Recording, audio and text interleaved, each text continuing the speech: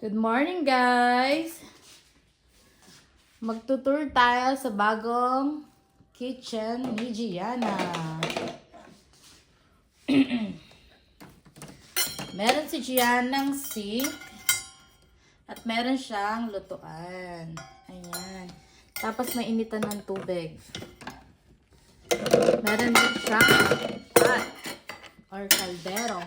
Tapos, meron siyang dishwasher. At saka, ito naman yung mga iba niyang lutuan. Tapos, meron siya diyang mga utensils. May plato, may baso, tapos may pang-roll, at saka yung chopping board. Ito, guys, gumagana din to. Ayan. Parang cashier, ganun. Tapos, pwede maglagay ng pera dito. Dito muna tayo sa drawer. Sa drawer ay meron siyang blender.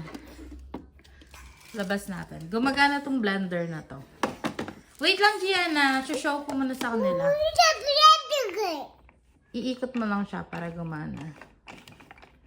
Ayan. Oh. You can play with this na. Tapos, ito namang mixer. Itong mixer, pipindutin mo lang siya sa likod. Tapos, pipindutin mo siya dito. Nagana na siya. Ayan, nagmi-mix na.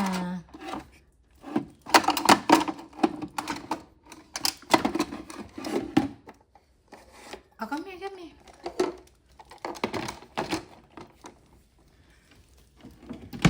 Tapos, ito namang fridge niya. Ang laman ay ice cream, burger, ketchup, fries. Tapos, meron siyang drinks. Meron din siyang milk. Tapos, sa baba ng fridge, meron mga veggies at saka fruits.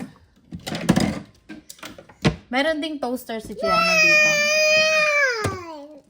Ayan. Yung toaster na to gumagana din to. Iikot mo lang siya.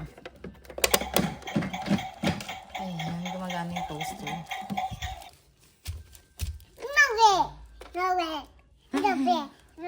Excuse me. Meron din siyang microwave. Pero walang laman yung microwave. Di ko nalalagay yung iba. Tapos, eto, meron din siyang oven dito. Yung laman ng oven niya ay cake, pizza, cupcakes, and donuts. Ayan.